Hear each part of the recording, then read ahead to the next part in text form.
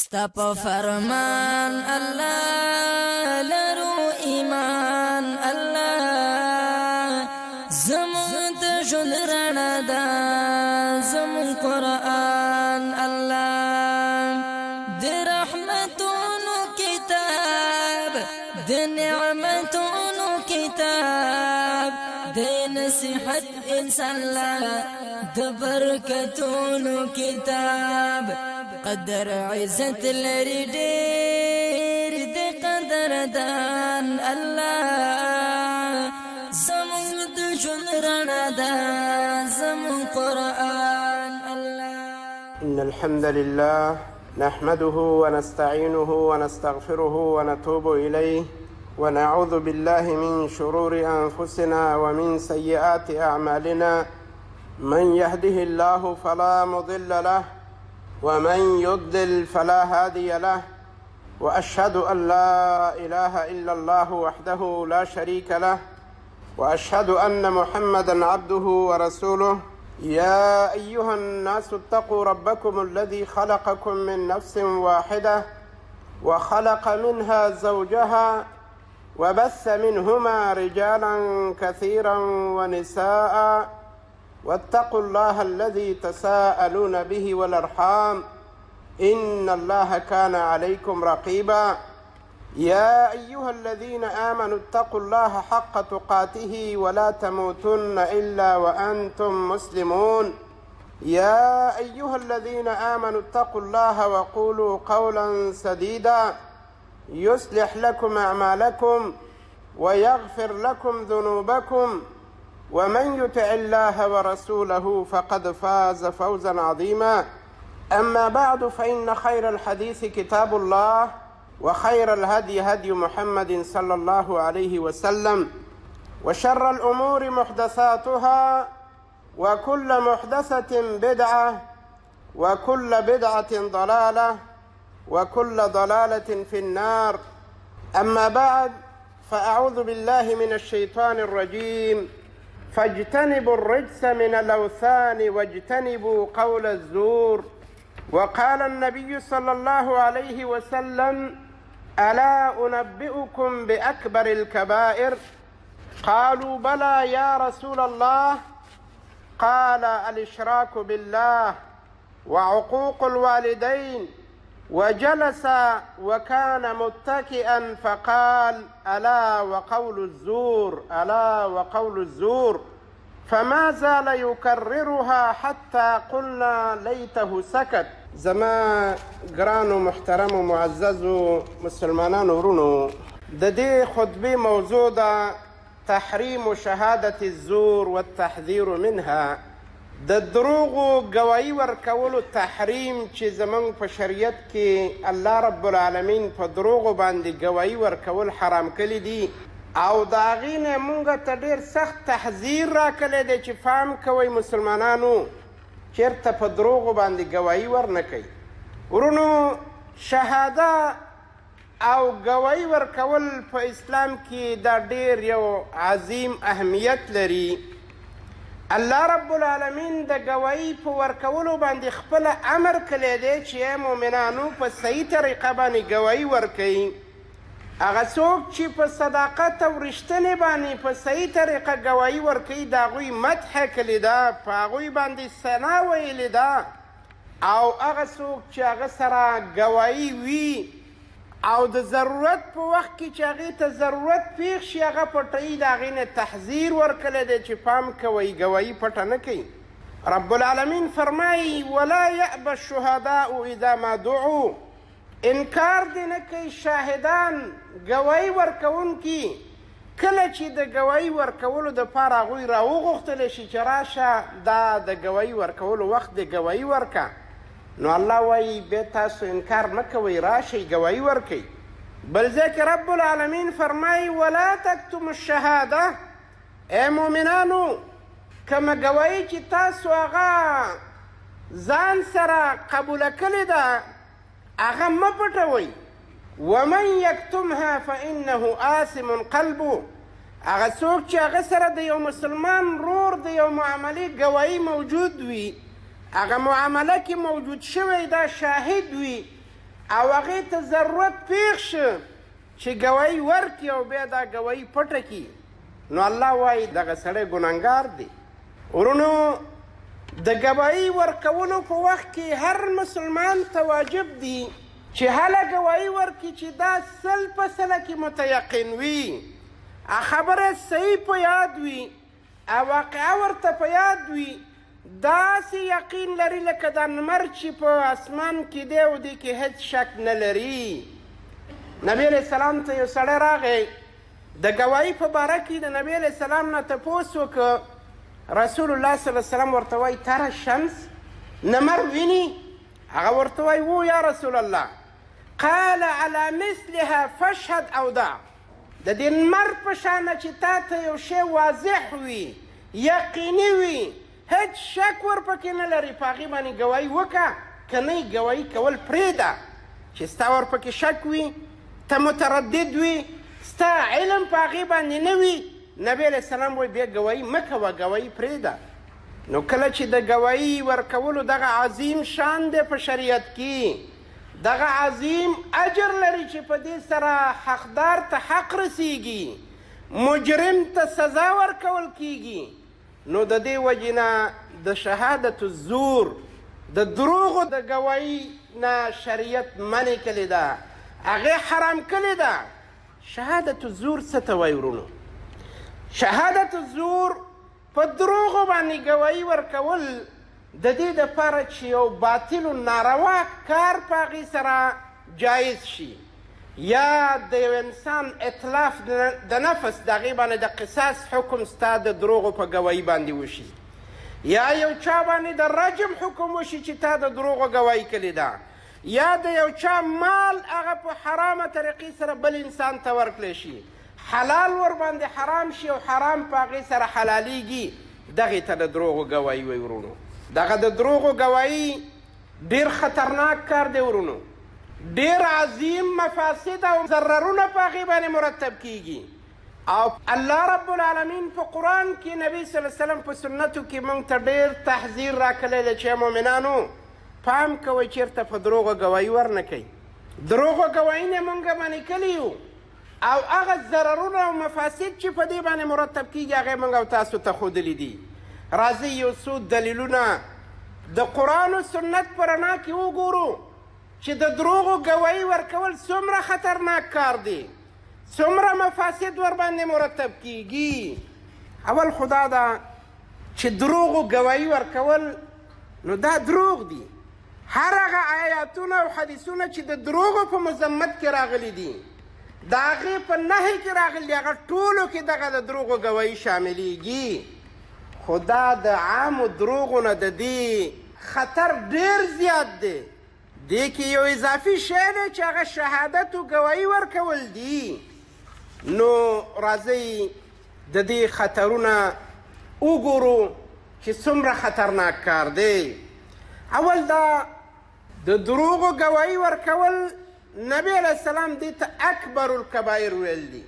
په کبیره ګناهونو کې لویه ګناه یې ورته ویل له پس د شرک د الله پاک نه، ځکه چې د دروغو نه وروسته د ګواهي د دروغو باندې دا متعدي ده، خپل انسان پورې د دې ګناه مقتصر نه ده، متعدي ده، غیر د شاهد د بل چاته. ستا په دې ګواهي باندې د یو انسان مال بل چاته ځي، هغې باندې ظلم کیږي، هغې وینه تویږي، هغه رجم کیږي، په یو انسان ظلم کیږي، ستا د دې ګواهي په وجه دا متعدي ده بل انسان ته. نبی صلی الله علیه وسلم فرمایي الا انبئکم باکبر الکبائر، الا انبئکم باکبر الکبائر، الا انبئکم باکبر الکبائر. 3 کرته نبی صلی الله علیه وسلم فرمایي خبردار، زه تاسو ته خبر در نه کړم هغه لویه ګناه د ګناهونو کې لویه ګناه باندې. دغه الا حرف تنبیه ده، د خلکو التفات و نظر ځان ته راوړئ چې تاسو متوجه شئ. تاسو ته زه په غټو ګناهونو کې غټه ګناه در ونه ښیم؟ صحابه کرام وایي موږ ورته وویله بله یا رسول الله، او موږ ته وښیه چې په ګناهونو کې لویه ګناه کومه یو ده؟ نبی علیه السلام وفرمایل الاشراک بالله، اولنۍ لویه ګناه په کبایرو کې د الله رب العالمین سره شرک دی. ان الشرک لظلم عظیم، په ګناهونو کې لویه ګناه، په ظلمونو کې لوی ظلم د رب العالمین سره شرک دی. ولې د الله حق بل چاته ورکول دا لوی ظلم دی. وعقوق الوالدین، د مور و پلار نافرمانی کول دا اکبر الکبایر دی. وقتل النفس، د نفس مسلمان معصوم قتل دا اکبر الکبایر دی. بیا آخره کې وایي وشهادة الزور، او د دروغو ګواهي ورکول دا اکبر الکبایر دی. نبی علیه السلام دغه حدیث کې دوه شیان ښیي. وایي زه تاسو ته اکبر الکبایر ونه ښیم؟ صحابه کرام ورته وایي نعم او یا رسول الله بلا. بیا فرمایي الاشراک بالله و عقوق الوالدین، د الله سره شرک کول د دې نه لویه ګناه په ګناهونو کې بله نشته. او بیا عقوق الوالدین. وجلس وکان متکئا، نبی علیه السلام چې دا مخکنۍ خبرې کولې په تکیه باندې و دا خبرې وکړي، بیا کېناسته متوجه شه او بیا یې وویله چې الا وقول الزور، خبردار بله غټه ګناه په ګناهونو کې د دروغو وینا ده، شهادت الزور دی. نو بار بار دا خبره تکراروله، الا وقول الزور، بار بار یې تکراروله. حتی صحابه کرام وایي قلنا لیته سکت، کاش چې دا چوپ شوی وي. نو په دې دواړو حدیثونو کې نبی صلی الله علیه وسلم د شهادت الزور، د دروغو د ګواهي ورکولو عظمت او اهمیت وښوده په قول او فعل سره. قول کې حرف د تنبیه راوړي، الا خبردار چې قول الزور لویه ګناه ده. او خپل فعل سره کله چې دا خبره کوي هغه خپل هیئت د کېناستلو بدلوي. مخکې تکیه باندې خبرې کوي بیا کینی. دا په دې دلالت کوي چې دغه خبره ډیره مهم ده. تاسو په غور سره واورئ، ورته متوجه شئ. بیا وایي الا وقول الزور، د دروغو وینا کول او د دروغو شهادت او ګواهي ورکول. ورونو دویم دا چې د دروغو ګواهي ورکول، شهادت الزور په قرآن کریم کې رب العالمین د شرک سره برابر کړی دی، د الله د شرک سره، چې شرک نه لویه ګناه په دنیا کې نشته. شرک هغه ګناه ده چې په غیر د توبې نه الله رب العالمین نه بخي. شرک هغه ګناه ده چې د مشرک دپاره جهنم دی چې همیشه به ورپکي. شرک هغه ګناه ده چې مشرک باندې الله جنت حرام کړی دی. نو د هغې سره رب العالمین شهادت الزور، د دروغو ګواهي هغه برابره کړې ده. عبدالله بن مسعود رضی الله عنه فرمایي عدلت شهادت الزور بالشرک، شهادت الزور د دروغو ګواهي ورکول په قرآن کې دا د شرک سره برابره شوې ده. او بیا دا آیات ولسته چې الله رب العالمین فرمایي فاجتنبوا الرجس من الاوثان واجتنبوا قول الزور. ای مسلمانانو تاسو ځان وساتئ د عبادت د غیر الله نه. او عبادت د غیر الله ته الله پاک رجس ویلی دي، دا پلیتي ده، دا ګندګي ده. یو بل مهمه نکته الله رب العالمین وایي فاجتنبوا الرجس من الاوثان، ځان وساتئ د عبادت د غیر الله نه چې دغه رجس دی، دغه پلیتي او ګندګي ده. داسې ځان وساتئ لکه یو انسان چې د ګندګۍ او پلیتۍ نه ځان ساتي. دویم دا چې د تعبیر د فجتنبو دا ډیر ابلغ دی د دې نه چې تاسو باندې حرام دی د عبادت د غیر الله. ولې فجتنبو معنا دا ده چې د هغه ځای نه هم ځان وساتئ چې هلته د غیر الله عبادت کیږي. یو ځای کې څوک د غیر الله عبادت کوي، الله نه غیر بل چاته چغې وایي، د کعبې نه غیر قبرونو باندې طوافونه کوي، هغه ځای ته به ورنږدې کېږي، هغې نه جدا ځان وساته، دې ته وایي فجتنبو. نو د هغې پسې وایي واجتنبو قول الزور، ځان وساتئ د دروغو د وینا نه. نو رب العالمین په دې آیات کې دغه د شهادت الزور او د دروغو وینا د الله د شرک سره یو شانه ذکر کړي او هغې سره برابر کړي. ورونو نو دا په دې دلالت کوي چې د دروغو ګواهي ورکول، د دروغو وینا کول دا عظیم جرم دی، عظیمه ګناه ده، لویه ګناه ده. الله رب العالمین د شرک سره یو ځای ذکر کړې ده. فاجتنبوا قول الزور، د هغې مجلسونو نه هم ځان وساتئ چې په هغې کې دروغ ویل کېږي، هغې خواله مه ورځئ. هغې ته مه ورنږدې کېږئ، جدا ځان وساتئ. دریم هغه څه چې د شهادت الزور او د دروغو په ګواهي په مذمت کې راغلی دي، دغه انسان چې په دروغو ګواهي ورکوي الله سره به په داسې حال کې په قیامت کې ملاقات کې چې الله به ورباندې غصه وي. الله دې موږ د خپلې غصې نه وساتي. عدي بن عمیر الکندي رضی الله عنه فرمایي، نبی علیه السلام نه روایت کوي، وایي من حلف علی یمین کاذبه، هغه چا چې په دروغو یو قسم وخوړه لیختطع بها حق اخیه، د دې لپاره چې د یو مسلمان حق ځان ته حاصل کړي یا بل کس ته حاصل کړي، لقي الله وهو عليه غضبان، الله سره به په داسې حال کې ملاقات کوي چې الله به ورباندې غصه وي. الله دې موږ د خپلې غصې نه وساتي.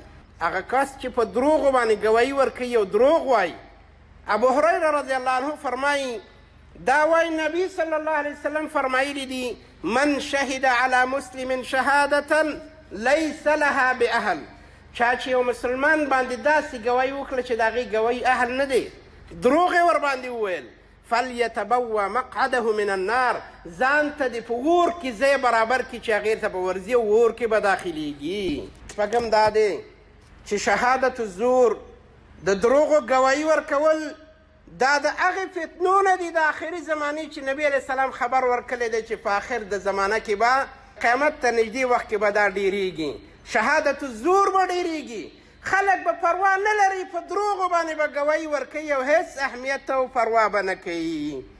نبی علیه السلام فرمایي، ان بین یدی الساعة تسلیم الخاصة وفشو التجاره، آخر کې وایي وکتمان شهادت الحق و شهادت الزور، هغه د قیامت د راتګ ورځې نه یو څو علامې نبي علیه السلام ښودلي.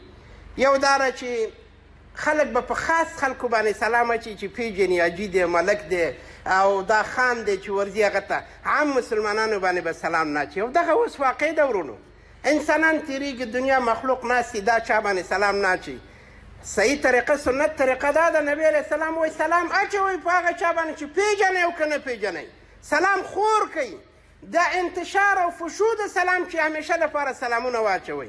آخره زمانه کې به انسانان سلام نه اچي مګر په هغه چا چې پیژني.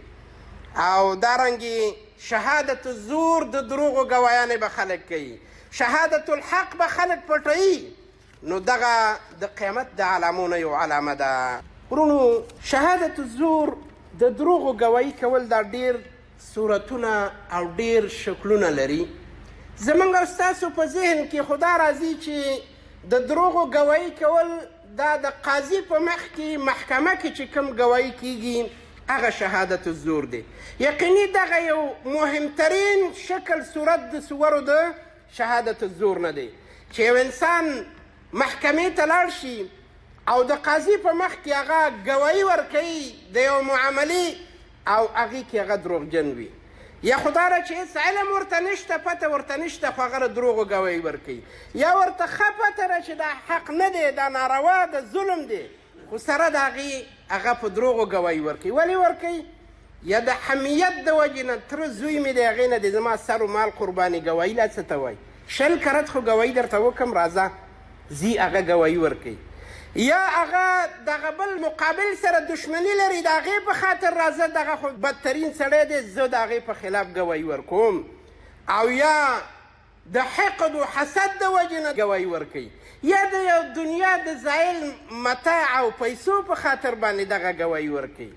ورونو دغه د محکمو د قاضیانو په وړاندې باندې د دروغو ګواهي ورکول نن سبا دا یو بزنس جوړ شوی دی، یو تجارت جوړ شوی دی، خلکو یو پیشن جوړ کړی دی چې خپل رزق یوه مدن یې د دغې نه ګرځولی دی.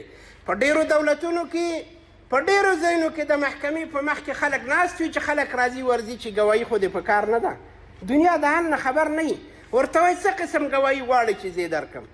دغه ضعیف النفس انسان، بېضمیره انسان او بې ایمانه انسان چې هغه دغه خپل معیشت دپاره یو ذریعه د رزق ګرځولی دی او د دروغو ګواهي ورکوي. ورونو نو دا مهمترین صورت د صورو د شهادت الزور نه شک نشته چې دغه دی، او په دغې باندې چې څه مفاسد مرتب کیږي هغه لږ وروسته راځي.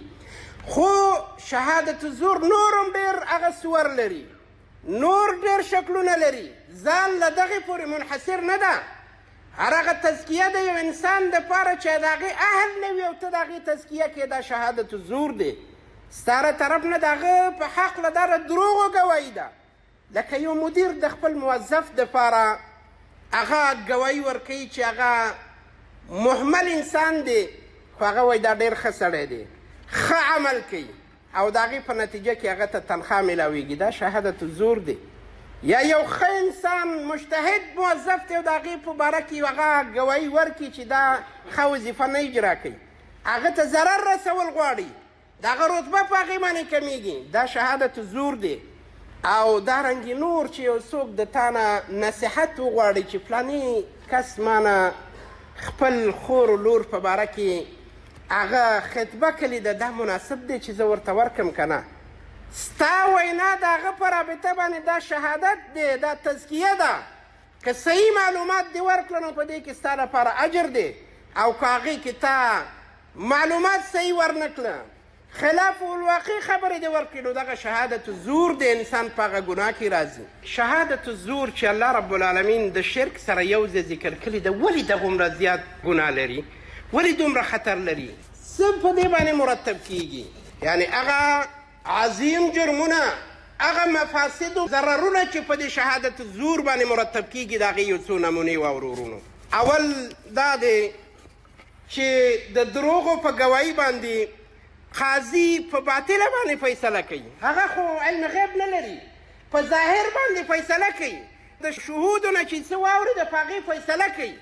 نو کله چې دغه شهود دغه شاهدان دروغجن وي، د هغې په اساس فیصله وشي، د مظلوم حق ظالم ته ورکړی کېږي، عدل ختمیږي.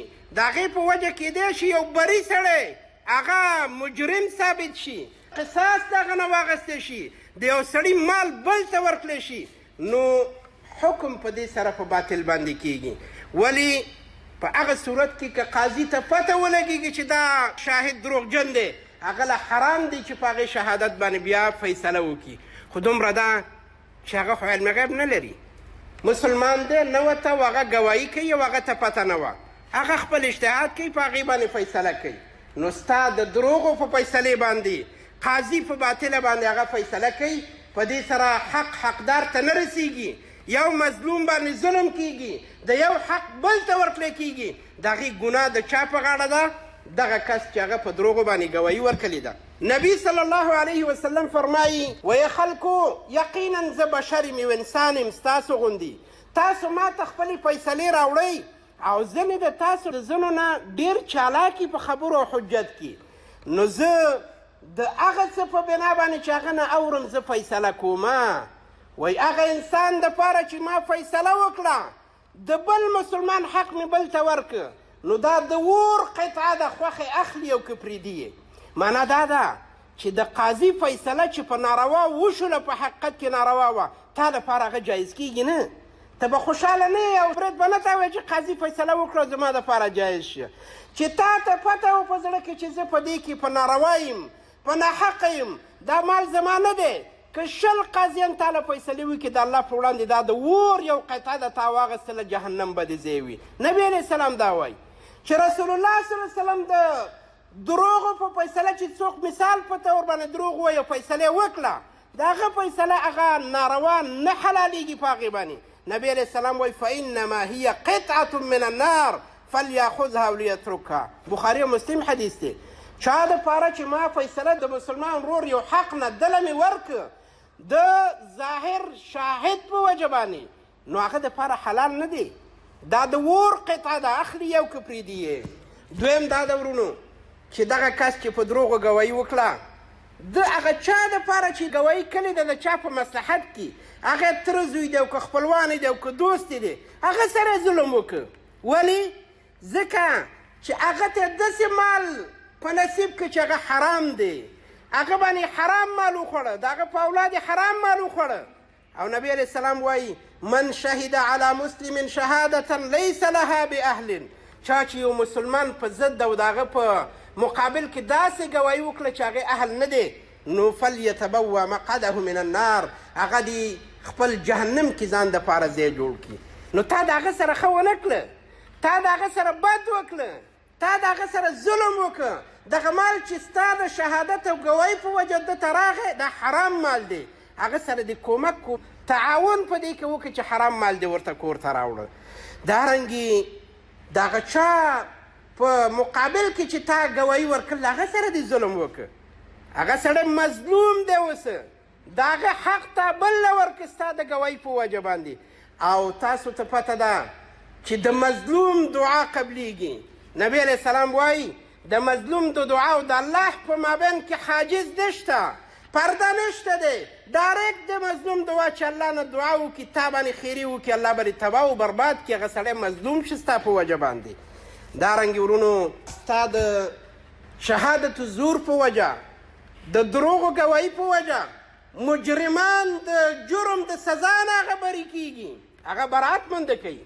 په کار خو دا ده چې هر مجرم ته د خپل جرم سزا ورکړلی شي، غل ته د غلا سزا ورکړلی شي، زاني ته د زنا سزا ورکړلی شي، او دارنګې شرابخور ته ورکړلی شي، ظالم ته ورکړلی شي، قاتل ته ورکړلی شي. خو پیښه دا ده چې کله ما او تا د دروغو ګواهي کوو په محکمه کې، ما او تا د دروغو ګواهۍ په وجه باندې دغه مجرم د خپلې سزا نه بچ کېږي، هغه مجرم بری ثابت کېږي. ولې ما او تا د دروغو ګواهي ورکړه، نو دغه ګناه هم ستا په سر باندې ده چې تا مجرم ته براعت ورکړه، په ځای نه دی چې مجرم هغه په سزا ورسیږي، هغه ته د خپل جرم کلکه سزا ورکړی شي. د دې شهادت زور په وجه، د دروغو ګواهۍ په وجه هغه مجرم هغه بری شه او مظلوم سړی هغه مجرم معرفي کېږي. ورونو الله رب العالمین دې موږ ته توفیق راکړي چې موږ په ټولو خبرو کې صادق اوسېږو. الله دې موږ له د دروغو ویلو نه اجتناب او زموږ ژبې بندې کړي چې دروغ ونه ویو، او خاصتا شهادت الزور د دروغو ګواهي چې په دې باندې دغه ذکر شوي مفسدې مرتب کېږي. الله دې موږ او تاسو ټول د هغې نه وساتي. ان الله وملائکته یصلون علی النبي يا أيها الذين آمنوا صلوا عليه وسلموا تسليما. اللهم صل وسلم وبارك وانعم على عبدك ورسولك نبينا محمد، وارض اللهم عن أصحاب نبيك أجمعين، وعن الخلفاء الأربعة المهديين أبي بكر وعمر وعثمان وعلي، وعن سائر أصحاب نبيك أجمعين، وعن التابعين لهم بإحسان إلى يوم الدين، وعنا معهم بفضلك وكرمك يا رب العالمين. اللهم انصر الإسلام والمسلمين، اللهم أعز الإسلام والمسلمين، اللهم انصر دينك وكتابك وسنة نبيك وعبادك الموحدين. اللهم احفظ هذا البلد آمنا رخاء سخاء وسائر بلاد المسلمين. اللهم اغفر للمؤمنين والمؤمنات والمسلمين والمسلمات الأحياء منهم والأموات، إنك سميع قريب مجيب الدعوات. وآخر دعوانا أن الحمد لله رب العالمين. 93.1 منار FM